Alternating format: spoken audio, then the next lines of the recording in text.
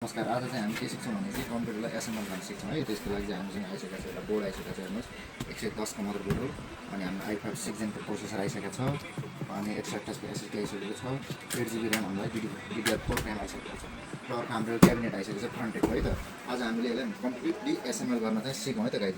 ल okay, first of all हामीले assemble गर्नुको लागि हामीले यो प्रोसेसर चाहिँ हालौँ।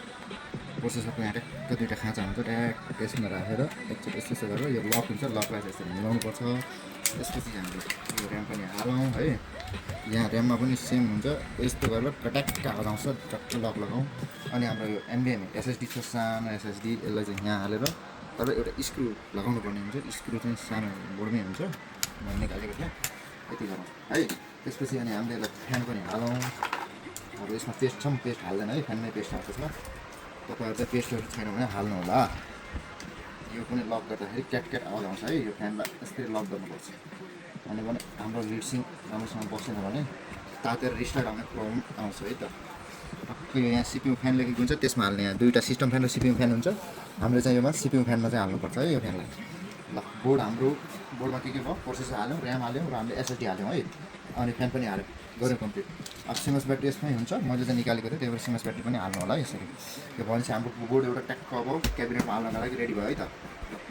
केसिङ फ्रन्ट एकको केसिङ छ, केसिङमै पावर सप्लाई हुन्छ यसको है। एउटा नर्मल कम्प्युटर एसेम्बल हो यो। गेमिङ कम्प्युटर एसेम्बल गर्न अलिक गाह्रो हुन्छ, त्यही भएर सुरुमा नर्मल कम्प्युटर एसेम्बल गर्न सिक्नुपर्छ। कम्प्युटर सानो चिटीको परेको केसिङ आउँछ अहिले, पहिला जस्तो ठुलो भद्दा आउँदैन, वेट पनि सानो हुन्छ, थोरै हुन्छ। अब यसमा हामीलाई के दिएको छ, पावर केबल दिएको छ एउटा है। अनि यसमा हाल्ने स्क्रू दिएको छ है, पावर सप्लाई दिएको छ, दिएको छ। अब यसको केबलहरू हामीले निकाल्दैछौँ फेरि। त्यसपछि अब यो फ्रन्ट पोर्टहरू, फ्रन्ट अडियोहरू र पावर केबलहरू, पावर बटनहरूको वायरहरू है। अनि यो चाहिँ हाम्रो पावर सप्लाईबाट आएको wire, motherboard, hard disk, SSD केमा जान्छ, यसबाट जान्छ है पावर। अब मेन कुरो हाम्रो के हुन्छ भने यसको प्यानल हो। यो प्यानल चाहिँ हाम्रो हुन्छ है। अब यो निकाल्नुपर्छ, यो किनकि पछि निकाल्न गाह्रो हुन्छ, अगाडि निकालेर हाल्दा ठिक हुन्छ है। यो प्यानलको यसको त्यो भनेपछि प्यानललाई पनि यहाँ यसरी हामीले ट्याक्क आवाज आउनुपर्ने हुन्छ, ट्याक्क लक भयो है। अब हामीले मदरबोर्डलाई यसमा फिट गर्छौँ यसरी। 4वटा स्क्रु मात्र लाग्नुपर्ने छ यसमा, 1 2 3 4वटा स्क्रु टक्क लगाउने। स्क्रुहरू पनि दिएको हुन्छ यसरी, स्क्रुलाई खोलेर यसरी राख्छ। 4वटा स्क्रु झ्याम लगाउने है त। सजिलो छ एसेम्बल गर्न, त्यस्तो गाह्रो छैन। 1 2 चोटि हेऱ्यो भने थाहा हुन्छ है। ल 4वटा स्क्रु टक लगाउने।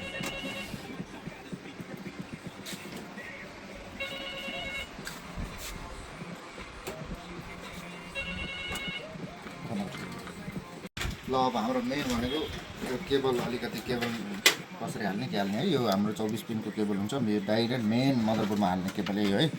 यसले चाहिँ मदरबोर्डमा जति पनि पावर चाहिन्छ नि सबै त्योबाट जाने। अनि अर्को मदरबोर्डमा हाल्ने केबल के छ भनेपछि हाम्रो यो 12 भोल्टको हो। यो चाहिँ 4 पिनको हुन्छ, 4 पिनको। यो प्रोसेसरलाई 12 भोल्ट दिने है, प्रोसेसरलाई दिनको लागि हो यो प्रोसेसरलाई दिनको लागि हाल्नेछ है। अनि हाम्रो अब चाहिँ केसिङमा यो अगाडिको पोर्टहरूको लागि है, पोर्टहरूको लागि हामीसँग छ एउटा USB को लागि, USB पोर्टको लागि छ। यसलाई चाहिँ यहाँ USB लेखेको हुन्छ, त्यहाँ हाल्नुहोस् है टक्क। अनि यो चाहिँ अडियोको लागि है, यहाँ अडियो लेखेको हुन्छ, बिचमा खाली पोइन्ट हुन्छ, त्यहाँ हाल्नुहोस्। अनि अर्को हाम्रो अब यसमा छ हाम्रो power button, restart button, power LED र HDD LED। यो केबल पनि हामीले यसरी लेखेकै हुन्छ, यहाँ एप प्यानल भनेर लेखेको हुन्छ। एप प्यानल जुन ठाउँमा लेखेको नि त्यो ठाउँमा ठ्याक्क यसको यो कट भएको साइडमा चाहिँ पावर बटन, त्यसको अपोजिटमा चाहिँ रिस्टार्ट हाल्नु होला है, रिस्टार्ट बटन यसरी टक्क। यो हालेपछि अब हाम्रो ठ्याक्कमा चाहिँ अर्को के छ, पावर LED र HDD LED छ। पावर LED लाई चाहिँ पावर बटनकै साइडमा र HDD LED लाई रिस्टार्टको साइडमा हाल्नु होला। हस् ल अब यसमा चाहिँ हामीले यदि SATA SSD अथवा हार्ड डिस्क हाल्ने भए चाहिँ यो दुईवटा पावर, त्यसको लागि पावर हो। र यसमा चाहिँ SATA डेटाको लागि है छ, तर हामीसँग चाहिँ NVMe हालिसकेको कारणले म चाहिँ हाल्दिनँ, अहिले पनि हाल्नु हुन्छ। रक्क यसलाई चाहिँ यो फ्यानमा लाग्न सक्छ तारहरू, यसो अलिकति मिलाएर चाहिँ राखिदिनु होला। फ्यान चल्छ नि त, फ्यान पुग्छ, तार लागेर फ्यान रोकियो भने फेरि तात्ने प्रब्लम, रिस्टार्टिङ प्रब्लम आउँछ। यसरी मिलाएर टक्क राखेपछि अब हाम्रो कभरहरू छ, लगाइदिने। बाह्रको चाहिँ दुईवटा स्क्रू हुन्छ पछाडि पनि लगाइदिने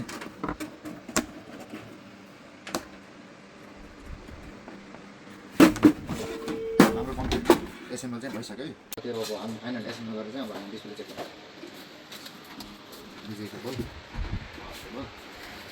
पावर त्यसमा लाइट बल्यो भनेपछि पावर ओके छ र कम्प्युटर अन भइसक्यो अब हामीले मोनिटरमा चाहिँ डिस्प्ले आउँछ भने त्यो चेक गरौँ त्यसपछि हाम्रो एसेम्बल सक्सेसफुल भयो आइसक्यो डिस्प्ले बनाउनुहोस् साथीहरू